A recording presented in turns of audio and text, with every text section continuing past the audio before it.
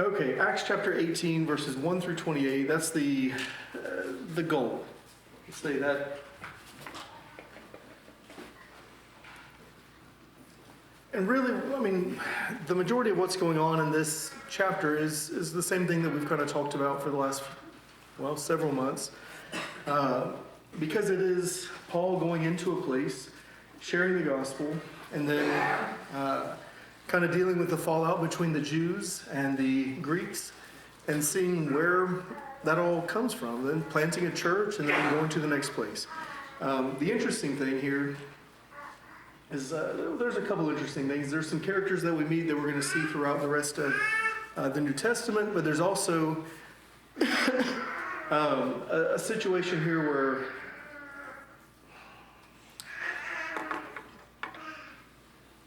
I think what's going on right now in our country. I don't really like to talk about politics a lot or any of those things, just because it doesn't seem. This is the time that we set aside to worship Jesus and to praise His name and to focus our minds and our hearts on Him.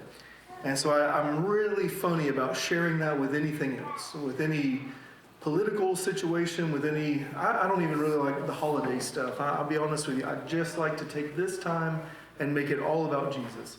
But today I feel like the things that are going on in our country and the things that are going on within the church are two very interlinked things. And so I think that we as a people, as Christians especially, are facing some times that we need to be prepared for, that we need to think through what is going on in the world and take a step in a direction of, no matter what happens, this is where I stand. I've had this conversation over and over again lately with a lot of different people, that there are things that are going on around us that are frightening, that are chaotic, that are difficult. And so we, just like every other day, we have the choice to place our faith in Christ every day, again and again, not to be resaved, but to return our hearts and our minds over to Him, to steal our attention away from the things that are going on in the world, not to ignore it, but to know what it is, but to know what it is in context. There is a king that is on the throne. That the president of this country or any other country, that the wars that are going on, that any of the difficulties that are happening around us, they're not big enough to take our attention and our affection away from Christ. And so as we think about this, we're going to see Paul, basically facing one of these situations. He's going to be in the midst of harm, I guess is the way to think of this. Persecution, difficulty, and a little bit of chaos as you look through it.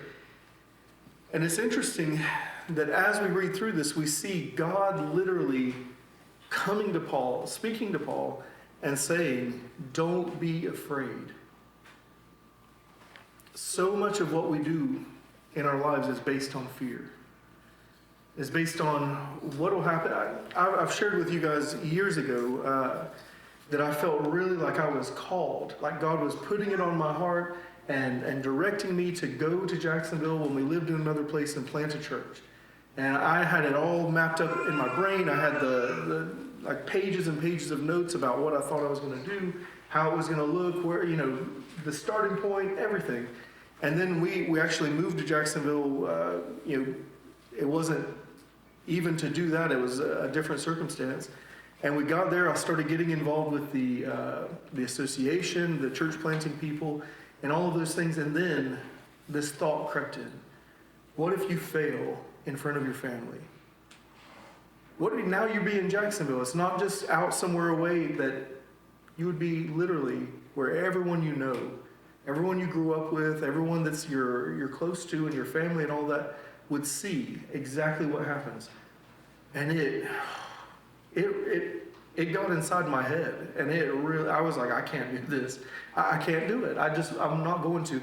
And I felt like God was leading me to do something, and I said no based on fear.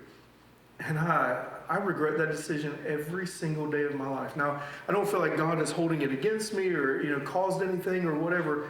But man, don't I wish I would have just said yes in the midst of that? Don't I wish I would have been brave instead of being fearful? I think we're all faced with those situations every single day. And God is telling us, don't be afraid.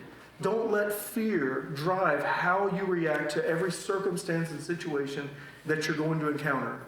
He is with us and He is for us. Let's go ahead and jump into this passage. We'll read verses 1 through 4 and we'll kind of break this down by paragraph. Excuse me. It says, after this, Paul left Athens and went to Corinth. And he found a Jew named Aquila, a native of Pontus, recently come from Italy with his wife Priscilla, because Claudius had commanded all the Jews to leave Rome. And he went to see them, and because he was of the same trade, he stayed with them and worked for, they were tent makers by trade. And he reasoned in the synagogue every Sabbath and tried to persuade the Jews and the Greeks. I have met a couple of Priscilla and Aquila couples in my life. A couple. Just a very few. It's a few and far between kind of thing. I have a friend and his wife, Chris and Jennifer, and that's who they are. Man, they just do. They're the kind of people that come to your church or you go to church with, and whatever needs to be done, they just do it. They don't fuss or fight about it. They just go. It's such a rare thing. It's such just a one-off when you are around people like that. And they're one of a kind. They're the kind of people that you just love to meet in ministry. You just love to meet in life. Have you ever around people that when you talk to them, all they do is complain? All they do is gripe about everything that's going on in the world, everything that's going on in, maybe it's just the church. They're unhappy about this. They don't like the way that goes. It's all difficult. And then we have the majority of us who are absorbed with the media and the news and the television and all the things, and we just look at it and we are wigged. We just don't know what to do, so all we do is just let it, come out of us. When you meet people like this where it's like they're just in, they're just going, they're no matter what's going on in this world, no matter what's going on around them, they're just serving.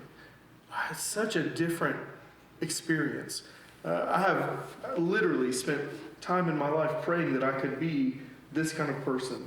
That as I go about ministry, as I go about life, instead of being someone who is absorbed with the cares of this world and worried and fretting, that I just serve.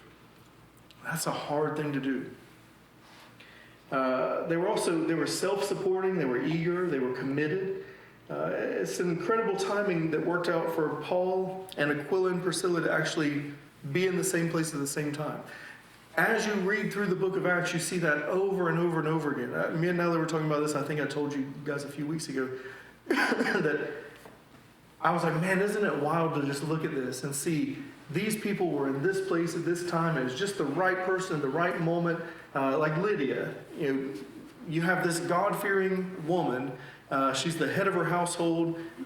She is a businesswoman. She's a person who's going outside of the city to worship God. And Paul just happens to be in that place. It's just right place, right time. It's just coincidental, right? As you read through this, you see so much of God's hand just guiding and directing these people to be in the same place at the same time. You see once again that this is not just based on, hey, we just happened to be here. We were visiting Corinth, and we just thought it'd be cool to kind of talk to you guys. They were there because of persecution. They were kicked out of Rome. They weren't allowed to be in Rome anymore, so they're now in Corinth. They're in a different city based on persecution. We've seen that over and over and over again, that persecution is what drives the gospel forward. I don't like that. I don't enjoy that. How many of you enjoy being persecuted or the thought of being persecuted? How many of you read stories of missionaries and getting stabbed and shot and killed and, whatever? You're like, that would be so much fun. That would be awesome. No. That seems terrible. I don't enjoy that. But that seems to be the way that God moves the church forward, is through persecution of the saints, through hard times and difficult things. It's interesting just a side note, that Paul had a trade. He wasn't solely reliant on the churches to provide for his need. Paul was very clear. He said, that people that serve the church are worthy of being, honored and paid and all those things. But Paul was kind of a conundrum in a lot of ways. And in this way, he also had a tent making business on the side to take care of himself. That's a pretty interesting thing to look at. I think a lot of times we look at these things and we think it has to be all or nothing. It has to be 100% this way or 100% this way. And Paul, as you follow his life and you study what he was doing, he seems to throw a monkey wrench in the middle of all that. In verse 5, he says, when Silas and Timothy arrived from Macedonia, Paul was occupied with the word, testifying to the Jews that the Christ was Jesus. And when they opposed him and reviled him, he shook out his garments and said to them, your blood be on your own heads. I am innocent from now on. I will go to the Gentiles. And he left there and went to the house of a man named Titius Justus, a worshiper of God. His house was next door to the synagogue. Crispus, the ruler of the synagogue, believed in the Lord together with his entire household, and many of the Corinthians, hearing Paul, believed and were baptized. And the Lord said to Paul one night in a vision, do not be afraid, but go on speaking and do not be silent. For I am with you, and no one will attack you to harm you.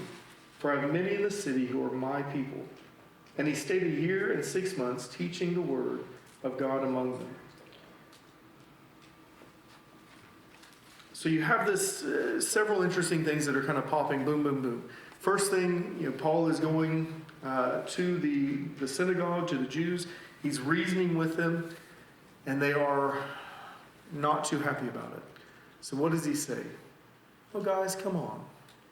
That's Paul, right? He's just like, come on, guys. Let's all be friends. Well, what if we change it?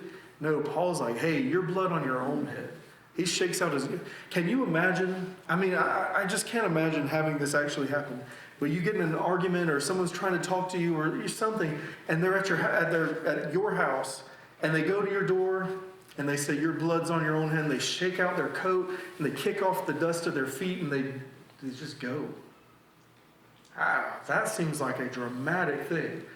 But now Paul is doing this in front of everybody. He's demonstrating, hey, I've come to you, I've given you the gospel, I've told you what this is. You don't want it. I'm gone. I'm now going to go to the Gentiles. I'm now going to take this message that was for you, and I'm going to take it to the Gentiles. It's convenient that he goes next door to the man, Titius Justus, who was a worshiper of God. And then you have Crispus, the ruler of the synagogue, that believed in the Lord together with his entire household. And you have Corinthians, just left and right, coming to faith in Christ. Now, it's easy when you think about Paul, you think about the guy, shouting, your blood's on your own head, and shaking out his garments, that he would never be afraid. He's not a fearful person. And I think that we can be justified in thinking that there was a lot about what Paul was doing, that he did not seem like a really naturally scared person. I made the mistake when we lived in Texas. I'm not a jumpy person.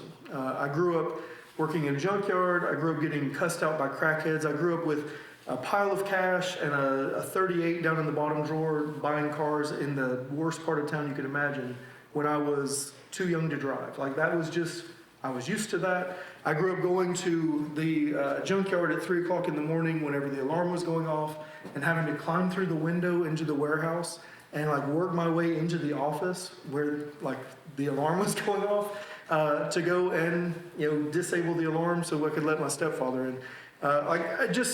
It took a lot to really shake me, but I made the mistake of telling one of the college guys that I'm just not really a jumpy person, and he made it his life goal to try to scare me every day, and he was successful oftentimes. But when you look at Paul, you're like, I don't think he was a jumpy guy. I don't think he was scared. But there was obviously something going on in his heart that was saying, you're in danger. There was some fear that was going on, or God would not come to him and say, don't be afraid. God knows who we are more than we know who we are ourselves. He knows the inner core thoughts that we have, the things that we would never share with anyone. You know that there's a part about who you are. There is I think now we kind of deal with this in 3 layers, but we have the Facebook, level of who we are that we put out there, maybe the social media, I don't know what you do, but there's filters and there's a way that you can kind of craft a narrative about your life and who you are and what's going on, and you put that out there. And then there's the family and friends bubble, people that you know, and they kind of know this aspect of who you are. If you're part of a family, it's funny, right? Because you know what's really going on, and you know what's put out there for everybody else. It's kind of fun. The family I grew up in, there were the things that we talked about around the dinner table, and it never was allowed to go anywhere else. Ever. You didn't talk about it.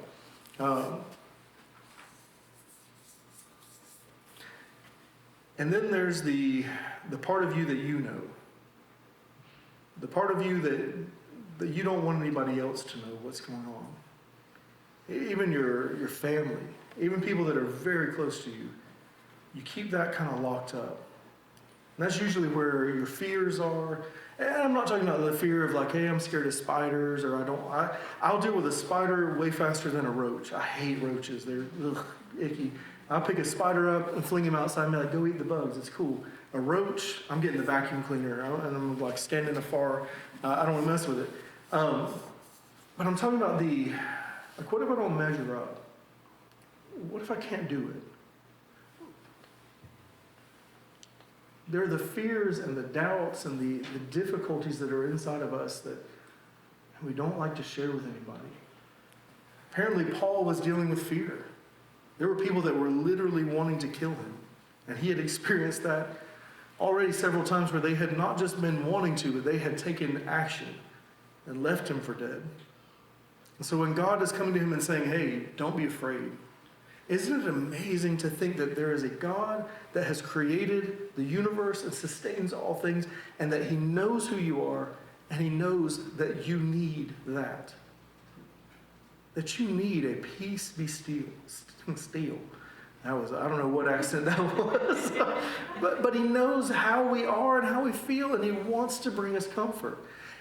It's amazing to me that he names several things here. He says, number one, it's with his words. He comes to him and he shares this with him. And then he says, there are people in this place that are mine. He tells us that we need one another. That he's given us one another for comfort in our fear. That he's given us his word. That Paul wasn't able to go and just open the scriptures in the same way that we can just open the scriptures and read it. The other thing is for us, like he's given us himself, his spirit, to live within us, to give us wisdom and discernment, to give us peace in the midst of terrible things. I think for a lot of people, this past little bit has been a wake-up call about what's going on in the world. When you see something that we feel is truly evil taking place, it becomes much more easy to contrast the world. Everything doesn't feel so gray anymore. It seems like there is a good and a bad, a dark and a light. And it becomes much easier to look at this world and go, it really is real. Like evil is a real thing. That's why we need one another. That's why we need his word. That's why we need the comfort of the Spirit that lives within us, that we need the power of the Spirit to walk in this world and do what it is that we've been called to do. Not just to evangelize, but to stand steady in the midst of chaos and difficulty and strife. To not just get blown with the winds of this world. To not just fall over when things don't go our way. He's called us to be not fearless, but courageous. That means that you know what the fear is. You know that there's fear there. There are things to be afraid of. But you go forward anyways. That's a weird thing. Any of you guys, if you grew up going to a lake or a river or something like that, there was this lake that we would go to. It's in Kingsley Lake, and they had these giant they probably were not that tall, but back when I was a kid, they seemed like, man, they were super duper tall. Cindy, I think you've been there. And you'd walk up to the edge and you'd look over and you're like, everybody else is doing this, I can do it. It's no big deal. I'm gonna flip off of this. It's gonna be great. And you stand there and you go, never mind, that ladder looks way better. And I remember climbing up there several times. All my cousins, everybody I was with would jump off and I'd just stand there and be like, I don't know. Maybe I'm smarter than that. I'm just scared. I was afraid that I'm gonna hit that and it's gonna be bad. Courageousness, and that's a silly situation there, but it's knowing that it's going to hurt when you hit the water. That there are risks involved in this. There's alligators and, I don't know, there's probably sea monsters in that river, that lake, I'm pretty sure. I remember when I was a kid, there was whirlpools and all kinds of stuff. I almost drowned there a couple times, so it could be part of the reason. But it's knowing that there's a potential of risk. And saying it's okay, I'm going to go forward anyways. I think that's why I stay so enthralled with stories of missionaries that or pastors in other countries that are dealing with, like serious harm and strife and trouble every day of their lives. And yet they continue to go forward. My friend Michael Titus, it's his birthday today. He came and shared with you guys years ago. And they would take him and literally drop him on islands off the coast of Tanzania there that were all Islamic. And he would go and he would share the gospel. And then they'd come and pick him up and you'd like, oh, there's a church here now. And then he'd just go on to the next thing. He's like this tall. That dude he just goes.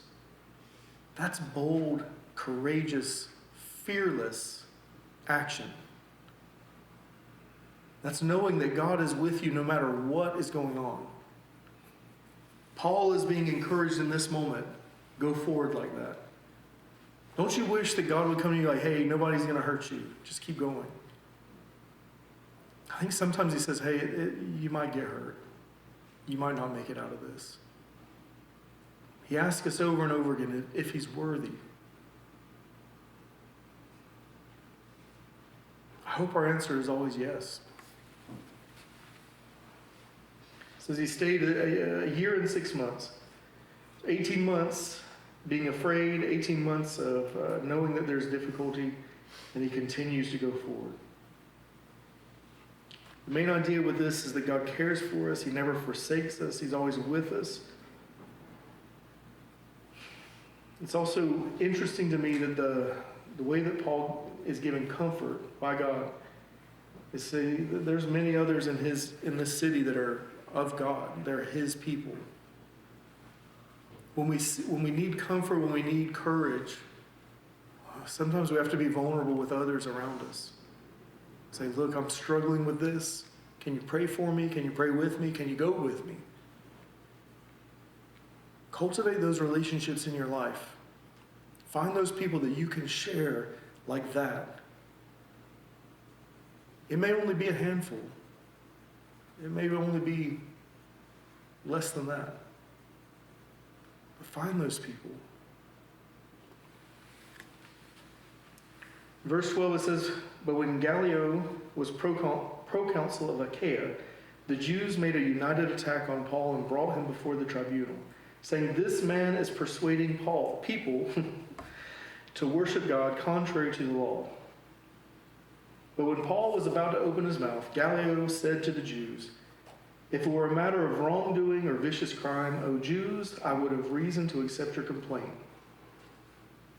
I just wrote down here, Gallio said, I don't care. But since it is a matter of questions about words and names and your own law, see to it yourself. I refuse to be a judge of these things. And he drove them from his tribunal. And they all seized Sosthenes, I always had a hard time with that one, the ruler of the synagogue, and beat him in front of the tribunal. But Gallio paid no attention to any of this. I can tell you, I spent a lot of time thinking that Sosthenes was probably a believer, and that's why they beat him. But I have reason to believe, as I think through this logically, that maybe he wasn't. That maybe he was the leader of the synagogue, like it says, right? That maybe he was one of those that were leading the charge and the attack on Paul. Right now, my family, by default, I am a Florida Gator fan. And we're not doing so hot this year. Our head coach is probably getting fired today. I don't know. It's a bad week.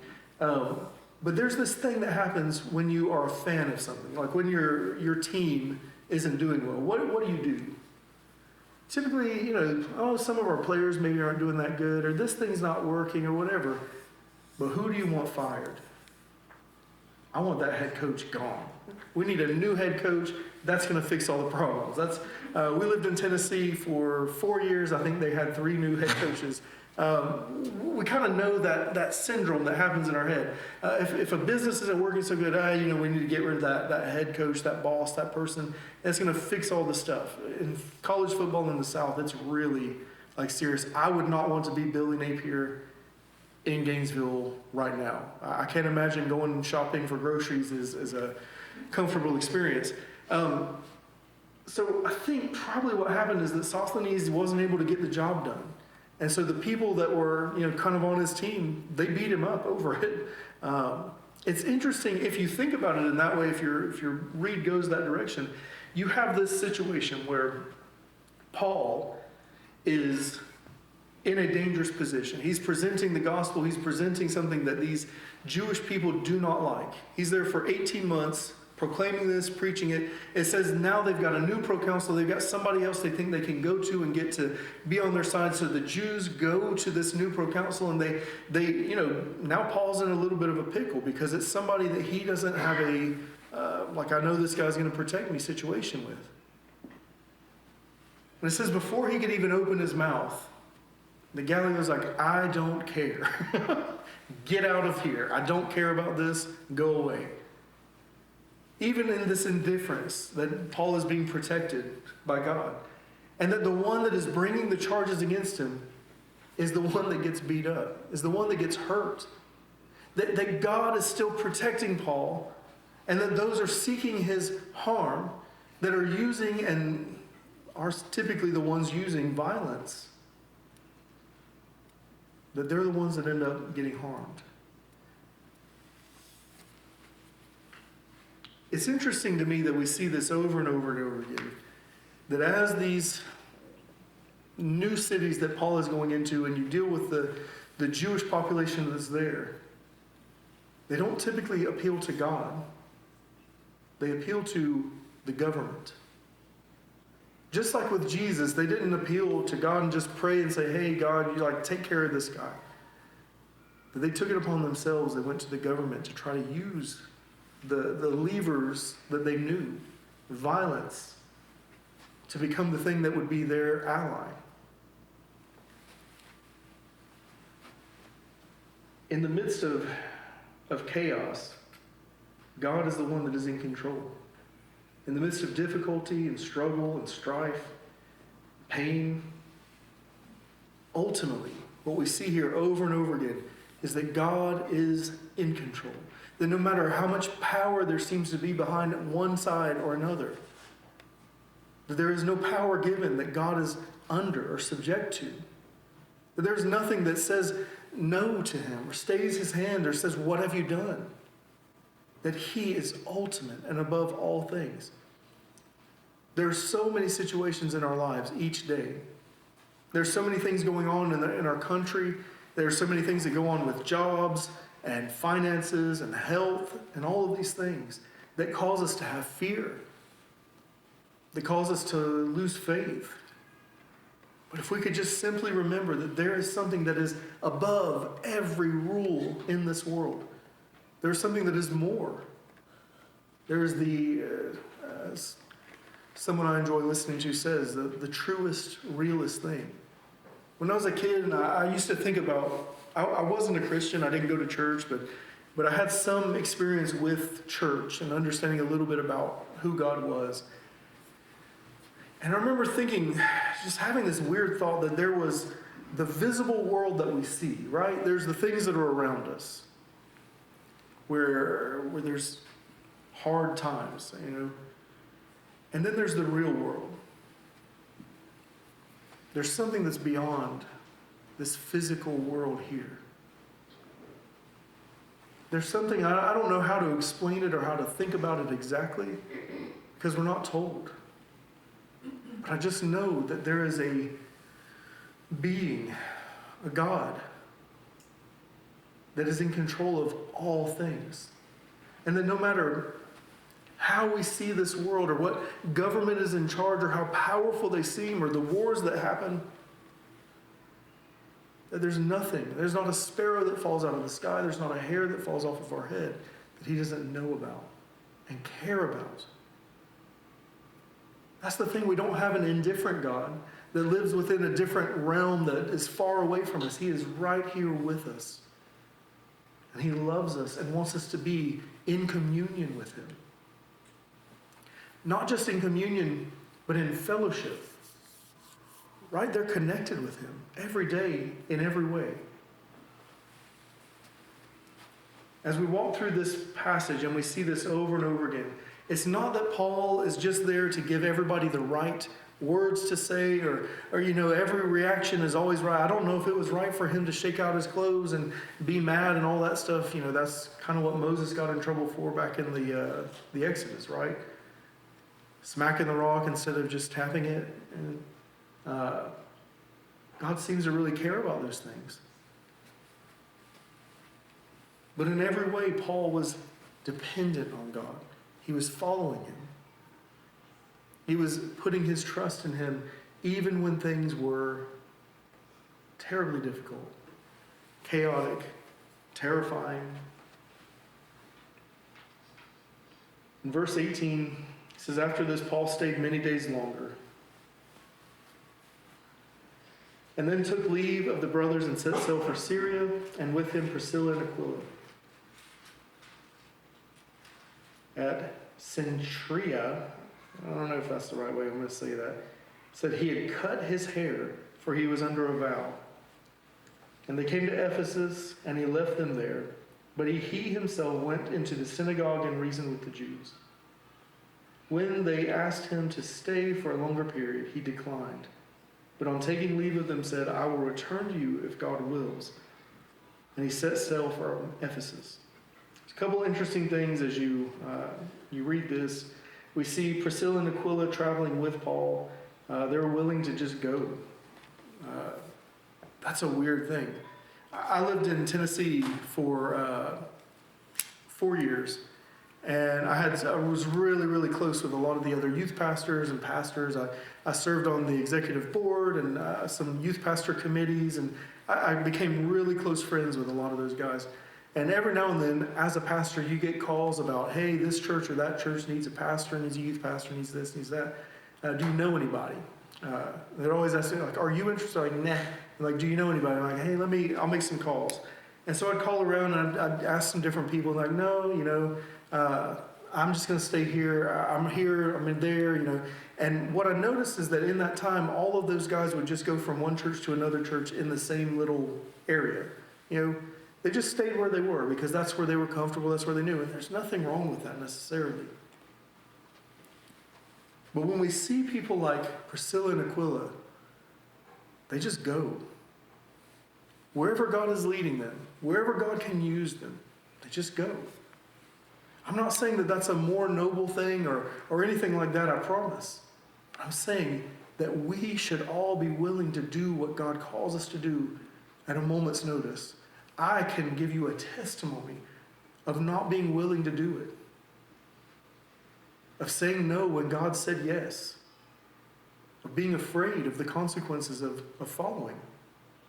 It's no good. They were willing to follow no matter what. We see that, I've got some notes here, just because you ever read about a character and then you're like, well, whatever happened to them? Where did they go? We have a few other times where they show up. In Romans chapter 16, verses 3 and 4, when Paul is writing to the believers in Rome, he greets Priscilla and Aquila as being back in Rome.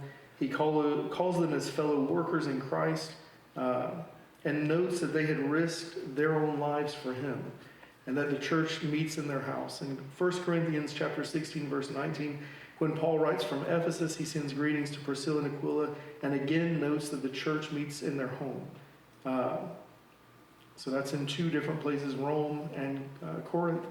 2 Timothy 4, verse 19, is near the end of Paul's life. While writing from prison in Rome, he sends greetings to Priscilla and Aquila, who were at that time in Ephesus. So they've traveled a few different places. But we see over and over again a life of faithfulness, of opening their homes, of hospitality, of being willing to be not just engaged as in going to church or being a part of this, but to literally let the church and the life of being a follower of Christ inundate their entire lives. Every part of who they are, their location, their homes, their stuff, whatever they're in. We also see that Paul cut his hair. Now, typically, we don't get there's not very many verses in the Bible about getting a haircut, but we see one here. And if you're like me, that immediately makes you ask a question like, what is going on here? Why did he take a vow?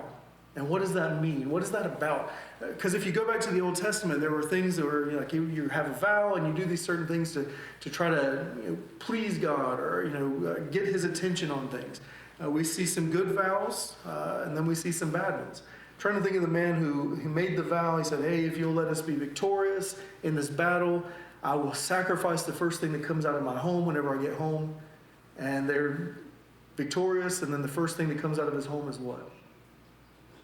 His daughter. Whew, that's a rough vow. In this one, we see what seems to be probably the Nazirite vow. There's no way to really know because we're not told, but it seems like that's what it was. Part of what was going on is that if you were taking a Nazirite vow, there was no, you wouldn't touch anything dead, no fruit of the vine, and you wouldn't cut your hair. And so as he's cutting his hair at the end of this vow, it seems like that most likely is what was going on. We do know a couple things about Paul. If you read the New Testament, we see Paul does not believe that taking a vow is something that is bringing salvation to him. That we're saved by grace through faith. So why is he taking this vow?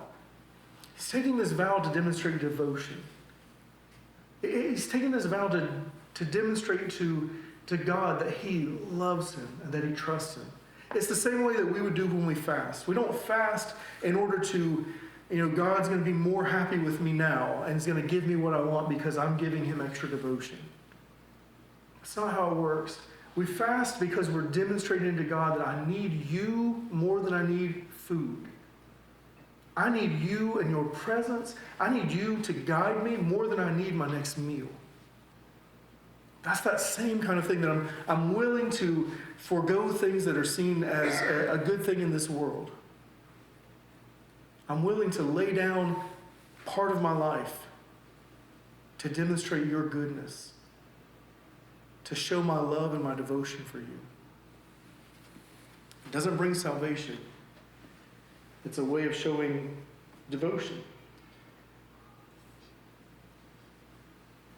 So he cuts his hair to end his vow, most likely the Nazirite vow.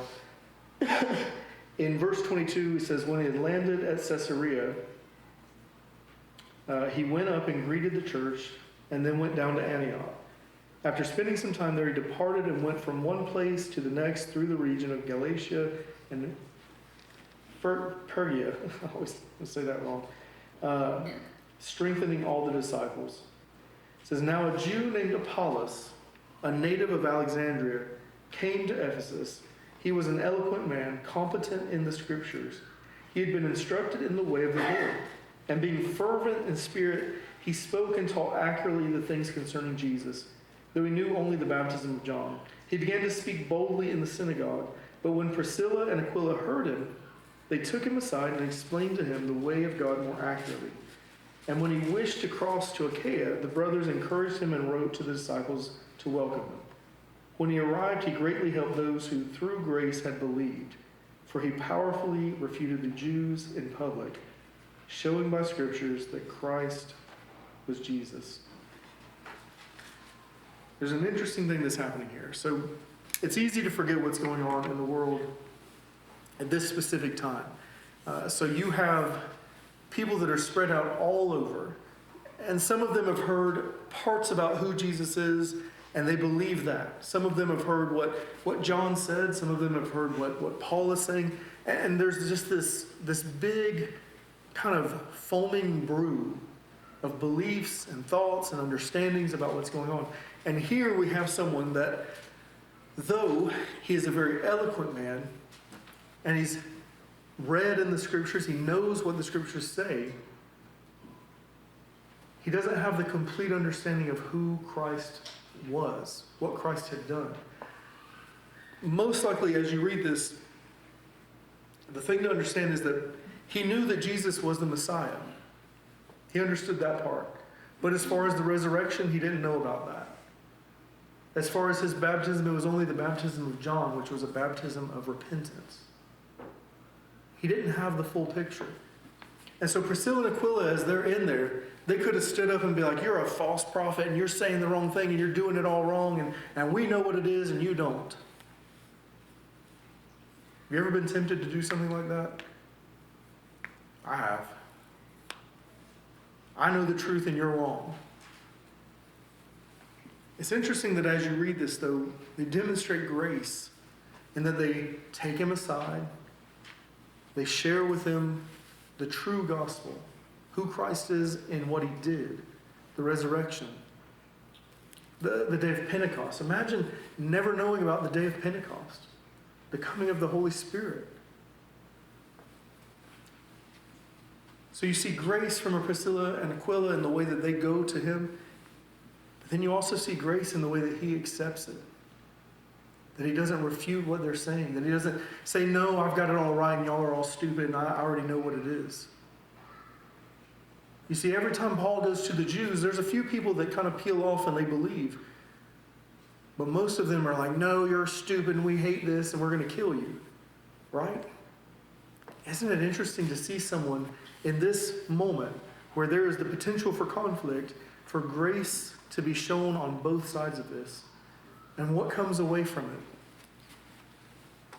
The last thing we read about him, he says, he powerfully refuted the Jews in public, showing by scriptures that the Christ was Jesus. There's a word there that's added in there, powerfully. We don't see another baptism. We don't see anything about this story of who he is. We just see this very quick little clip. But isn't it amazing that after he hears about the full story of what has happened, about the resurrection of Christ, about the coming of the Spirit, that when he knows what this is, that there becomes this powerful nature about what he does. That he's not just preaching from words or scriptures or things or logic, that now he's proclaiming from the Spirit of God, the resurrection. That is where the power of our message lies. It's not, hey, we've got a church and we've got some good people and we'll take care of things and we love each other and we're nice and kind. That's good. But there's a lot of other groups like that. The power of the message that we proclaim is the resurrection. It is the foolishness of the world. But it is life to us. That is what we stand on. We don't stand on just be good and don't do bad things. We stand on the resurrection of Christ. And the way that we can live in this life is through the Spirit that indwells us, that empowers us, that gives us the ability to then proclaim that with our life, to stand in the midst of chaos and trouble and be bold. The thing that we see in that last part there is that it's not in our eloquence, it's not in our ability, it's not in our plans, It's not in our structure and all the good things that we have to offer. That is not the power of God. The power of God is the Spirit. He's the one that provides the increase. He's the one that provides the actual results. We can orchestrate things to be in just the right way. And we can make people cry. We can make things happen. But to see someone come to Christ, to trust Him, to place their life in Him, that does not come through anything that we orchestrate. That's the Spirit of God. He has chosen us to be a part of that and to take part in that. But ultimately, it's Him. He is the one that provides the increase. So as we go through life, as we continue on in the book of Acts, as we just go through our week, we can stand firm knowing that God is in control of all things, that no matter what's going on in the world, and I'll admit, I'll confess, I kind of enjoy seeing all the crazy things that are going on in the world. I watch it. I find stuff on YouTube and I'll watch different people about all the things that are going on. I watch this guy that keeps a mask over his head so you can't see his identity, and he tells you all the news. I'm like, I think that guy's just a normal guy, but it makes it just a little bit more fun because he's got a mask over his head. It makes him seem more serious or something. But you watch all this stuff and I'm like, oh, I can get riled up and I can get twisted into a knot. And then there's just that moment that comes there. Man, God is in control. God is on the throne. It might hurt. The rest of my life might hurt. I might lose things that I really care about. I might not have the freedoms that I've enjoyed. God is in control. You see, what we've learned recently is that speaking the truth has consequences. But it can never be taken away from you. Ever. You just might have to suffer the consequences of it.